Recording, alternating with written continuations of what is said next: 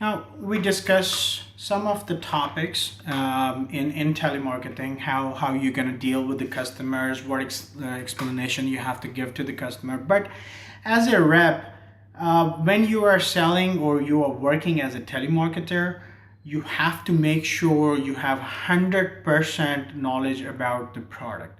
When you don't have a product knowledge and it is not even close to 100%, that means there are some loopholes. There's a possibility that you might not be able to produce that much. You got to have 100% knowledge about the product. If you don't have 100% knowledge about the product, speak with your trainer, speak with your supervisor or the manager, and gather more and more information. Whichever query you have to, whichever question you have in your mind, you got to make sure that get those questions clarified before you speak with the customer, because there is a possibility if you're missing one point, customer might be asking the same point or same question. After that, if you have 100% knowledge about the product, you are sure about yourself that you can sit on the station and you can make calls and you can make sales. Now, this is the time to schedule yourself, because schedule is very important. In some places, a supervisor or the manager assign a weekly task or a monthly task to the reps. But I personally believe that you should be working within yourself. You should be setting up your own goal. You should be setting up your own task. That task, first of all, that task should be more than the task given by the supervisor or the manager. If they assign you a task to produce at least 80 sales, you should be assigning yourself a task to produce 100 sales. Now, that 100 sale is a monthly target, of course. That should be divided into weekly target, which will be 25 sales per week. If you're working 5 days, that means you have to produce 5 sales per day. Now, if you have the daily target now, you have to make sure in those 8 or 9 working hours, you produce your daily target. This is important because if you are not producing the daily target, you cannot produce the weekly target, you cannot achieve the monthly target, and you basically cannot perform. You have to make sure achieve on daily basis whatever goal you have set yourself. There are no other ways to achieve the target which has been given to you. This is an important thing because some people are really scared of target-oriented jobs. They are scared because they know that they might not be able to produce that much.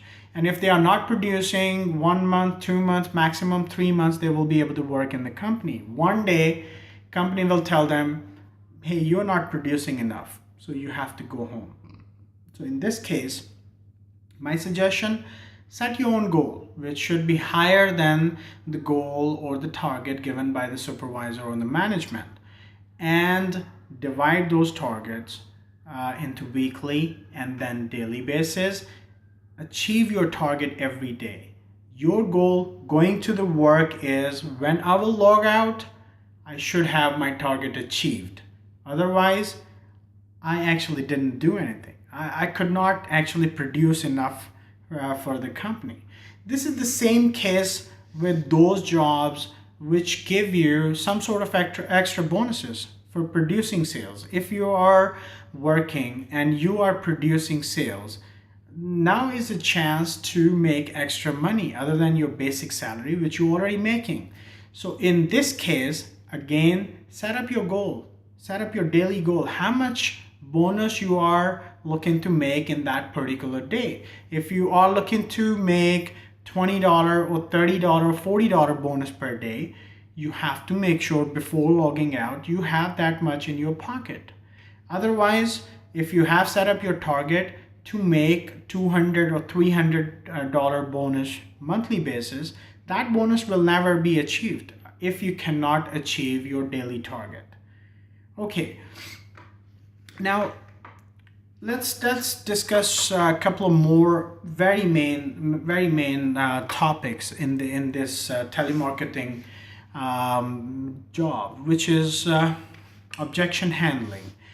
Objection handling is very crucial kind of topic, because if customer is coming up with an objection, and if you don't know how to handle that objection, how to give a positive response, how to give an answer where customer will not ask another question, how to explain that particular stuff properly, this is very important. You got to have 100% grip on the product. You got to have full training, some experience in order to handle an objection. Objection is basically when customer is asking you a question or objecting on something which they don't agree.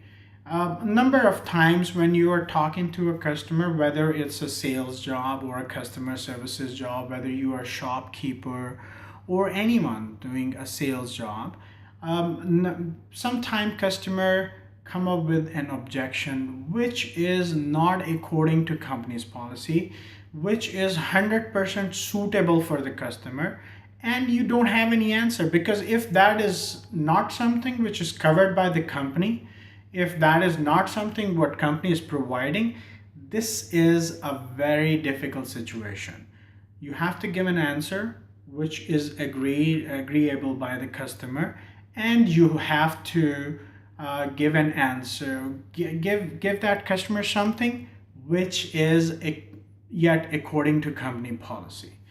Let me give an example. Suppose if a customer with a previous company was paying $50 for his services, having 4 features. When customers switch the services to your company, now they are paying the same amount of bill, $50, but they have only 3 features. And customer is calling back, yelling at you, why didn't you inform me properly about these features? Why didn't you inform me about the price properly? Of course, you cannot pull up the recording of all the conversation that customer had with the rep, whoever signed up for the services. So in that case, you have to come up with an answer which is suitable for the customer, yet you are trying to save that customer, retain that customer. So in this case, I believe that in this case, the first reaction should be, I apologize.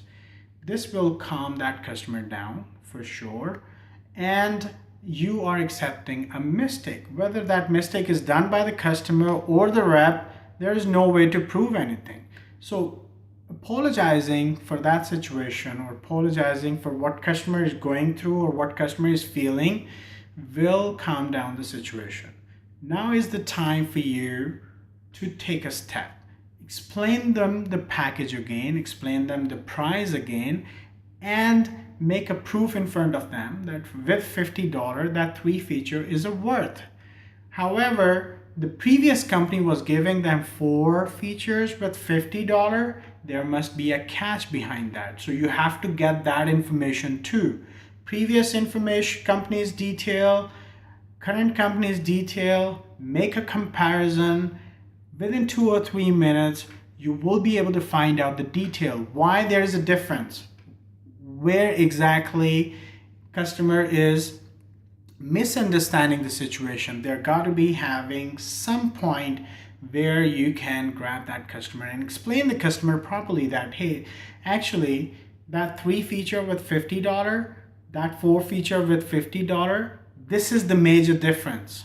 This is where this $50 and 3 feature are worth having instead of the previous company.